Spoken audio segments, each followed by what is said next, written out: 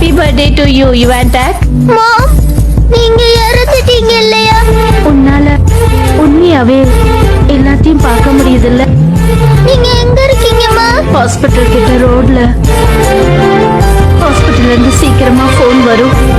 நீ அங்க போயிட்டீன்னா உன்னோட ஆன்ட்டியும் அங்க வருவாங்க. ஆனா வெளியில ரொம்ப பனியா இருக்கு. நீ வெளியில போகும்போது